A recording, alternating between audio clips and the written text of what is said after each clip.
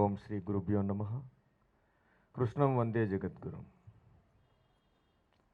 ఒకసారి శ్రీకృష్ణ పరమాత్మకు జగద్గురు దివ్యజ్యోతి స్వరూపం బ్రహ్మర్షి పత్రిజీ గారి దివ్య పాద పద్మములకు అనంతకోటి నమస్కృతులు తెలియజేస్తూ గడిగా తప్పట్లు కొడదాం మిత్రులారా. ఎస్,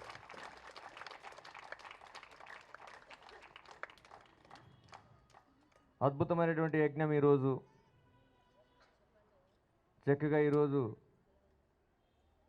అత్యంత వైభవంగా మనం ప్రతి సంవత్సరం మన సారు జంగమయ్య సార్ చెప్పినట్లు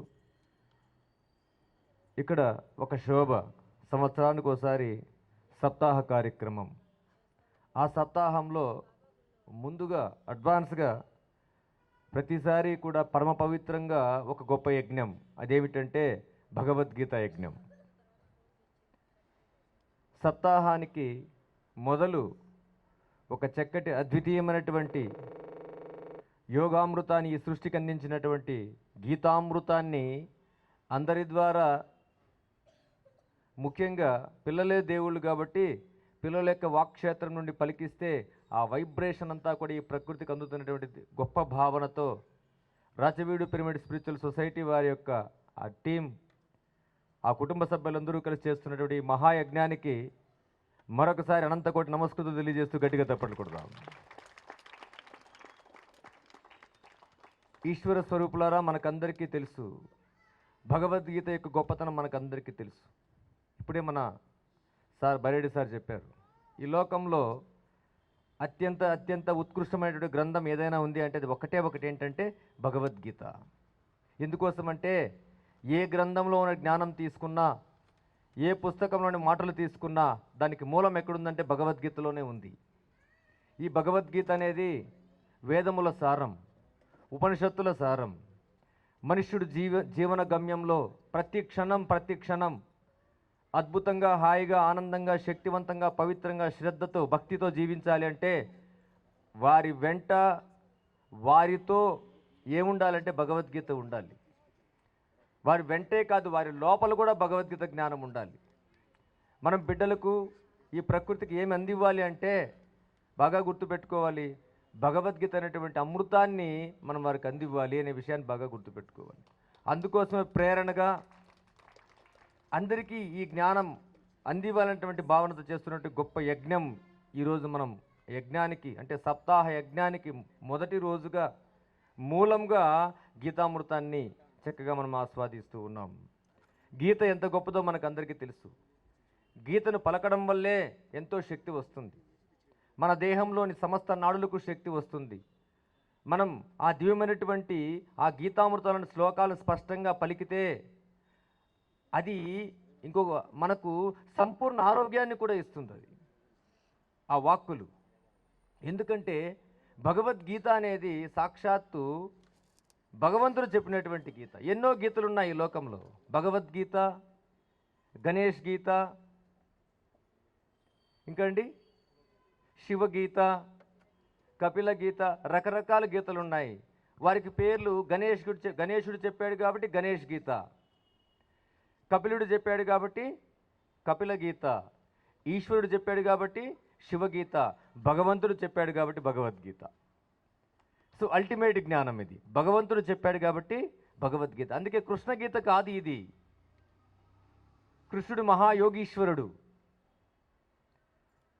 అందుకే భగవద్గీతలో పరమాత్మ తపస్విభో అధికో యోగి జ్ఞానిభ్యచ్చ మతో అధికః కర్మీభ్యచ్చ అధికో యోగి తస్మాత్ యోగి భవ అర్జున అంటాడు శ్రీకృష్ణ పరమాత్మ.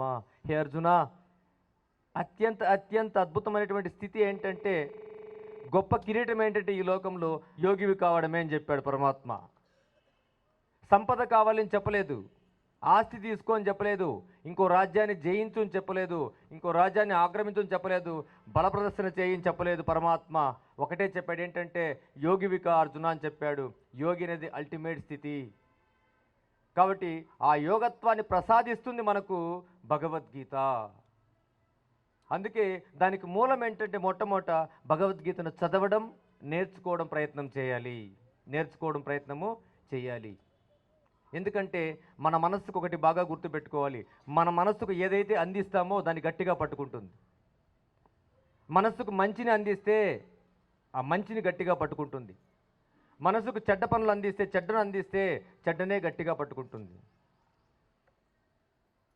అభ్యాసేన చు కౌంతేయ వైరాగ్యేన చ గుహ్యతాం అంటుంది భగవద్గీత. అభ్యాసం చేయి అర్జున, అభ్యాసం చేస్తే అన్నీ అనుకూలిస్తాయి నీకు అని చెప్పాడు శ్రీకృష్ణ పరమాత్మ. కాబట్టి ఏది అభ్యాసం చేస్తామో దైవమైనటువంటి మన మనస్సు దానినే గట్టిగా స్వీకరిస్తుంది కూడా. సబ్కాన్షియస్ మైండ్ దాన్ని నిలువ చేసుకుంటుంది ఆ జ్ఞానాన్ని. కాబట్టి మన పిల్లలకు మనం ఏది ఇవ్వకపోయినా కూడా అంటే గీతను అందించాలి. గీతా జ్ఞానాన్ని బిడ్డలు నేర్చుకోవాలి. మొట్టమొదట మనం నేర్చుకోవాలి. పెద్దలుగా మనం నేర్చుకుని మన పిల్లలకు ఆ జ్ఞానాన్ని అందివ్వాలి.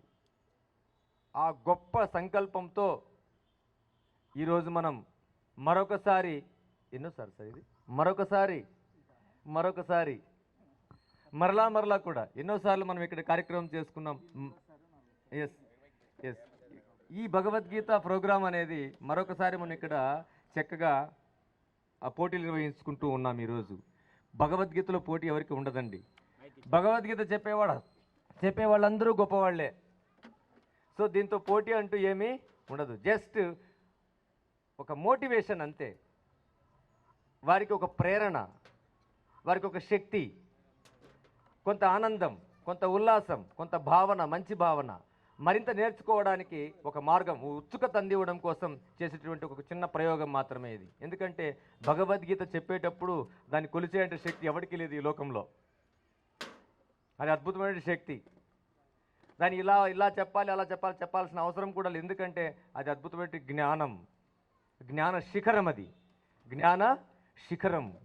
కాబట్టి అలాంటి అద్భుతమైన ఈ యజ్ఞంలో మీరందరూ పాల్గొనడం ఎన్నో జన్మల పుణ్యం. పిల్లలతో రావడం తల్లిదండ్రులకు కూడా చాలా సంతోషం.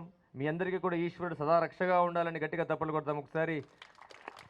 యథావిధిగా మనం ఈనాటి సంగతులు గమనిస్తే మనం చక్కగా 3 విషయాలు తీసుకున్నాం. ఏమిటంటే ఉచ్చారణ, స్పష్టత. దేనికైనా స్పష్టత ఉండాలి మనకు. స్పష్టత లేకపోతే ఎవరికి అర్థం కాదు. కాబట్టి స్పష్టత ఉండాలి. స్పష్టత ఉంటూ కొంచెం లయ, అంటే కొంచెం వినడానికి వినసొంపుగా ఉండాలి ఏదైనా చెప్పినప్పుడు. కాబట్టి గీతామృతాన్ని చెప్పేటప్పుడు స్పష్టత ఉండాలి. కొంచెం రాగం, లయ దానికి కలపాలి. అంటే దానికి ఏంటి రాగాలు ఏం చెప్పాల్సిన పని, ఈ రాగం ఆ రాగం అని చెప్పాలి. కొంచెం వినడానికి వినసొంపుగా ఉండాలి. ఆఖరిగా సార్ చెప్పినట్లు సతీష్ గారు, భావం అత్యంత అవశ్యం. ఎందుకంటే భావాన్ని మనం జీర్ణం చేసుకోవాలి. జీర్ణం చేసుకున్నట్టు భావము ప్రతి క్షణం మనకు గుర్తు రావాలి. సర్వకాల సర్వవ్యవస్థల్లో ప్రతి క్షణం మన మనోక్షేత్రంలో గీత గుర్తు రావాలి మనకు. ఏ సమస్య ఎదురైనా, ఏ కష్టం ఎదురైనా, ఏ స్థితిలో ఉన్నా కూడా గీత గుర్తొస్తే జన్మధన్యమైపోతుంది మిత్రులారా. కాబట్టి ఈ 3 కాన్సెప్ట్ తీసుకోవడం జరిగింది. ఈ 3 కాన్సెప్ట్ వల్ల ఇంకొకటి ఇది మనం కొలమానం దీనికి ఈరోజు ఏంటంటే ఇది ఉచ్చారణ, ఆ తర్వాత లయం, ఆ తర్వాత భావం. ఏమిటి లాభం అంటే ఒక మాట చెప్పాను. ఏంటంటే సమస్త రోగాల్ని తగ్గిస్తుంది భగవద్గీత. అంత శక్తి ఉంది భగవద్గీతకి. అంతేకాకుండా ఈ భగవద్గీతను స్పష్టంగా పలకడం వల్ల వాక్క్షేత్రం బాగా శుద్ధి అవుతుంది. మనస్సు పవిత్రత పొందుతుంది. దైవిక వాక్కులు పలుకుతూ ఉన్నాం కాబట్టి తెలియకుండానే మనం ఎంతో శక్తిని పొందుతాం. ఎంతో కాస్మిక్ ఎనర్జీని తీసుకుంటాం. ఈ భగవద్గీత చెబుతూ ఉన్నప్పుడు మనకు తెలియకుండానే మనసు శూన్యమైపోతుంది. అంటే ఒక ధ్యానస్థితికి వెళ్ళిపోతాం. ఇంకా లోతుగా కొంచెం భక్తితో, శ్రద్ధతో, పవిత్రంగా పలికినప్పుడు మనమే భగవంతుడైపోతాం. భగవంతుడిగా నిలిచిపోతాం మనం. అంత శక్తిని మనకి ఇస్తుంది. పిల్లలు పలకడం వల్ల జ్ఞాపక శక్తి పెరుగుతుంది. భగవద్గీత నేర్చుకుంటే జ్ఞాపక శక్తి అపారంగా పెరుగుతుంది. అంతేకాకుండా ఈ వ్యతిరేక గుణాలు ఉంటాయి. భయము, కోపము, ద్వేషము, ఆక్రోశము ఇవన్నీ ఉంటాయి. ఇవన్నీ పోతాయి. ఈ గుణాలన్నీ పోతాయి. దైవిక గుణాలు వస్తాయి. మనసులో శాంతి నిండుతుంది. జీవితం అద్భుతంగా ఉంటుంది. ఇలాంటి మానవ జీవితానికి తలమానికమైనటువంటి గీతామృతాన్ని ఈరోజు మనం ఆస్వాదిస్తూ ఉన్నాం. పరమాత్మ కృపతో, ఈశ్వర కృపతో, శ్రీకృష్ణ పరమాత్మ దయతో, గురువుగారు బ్రహ్మర్షి పత్రిజీ గారి దివ్య ఆదర్శంతో ఒకసారి ఈ కార్యక్రమాన్ని గట్టిగా తప్పట్లు కొట్టుకుంటూ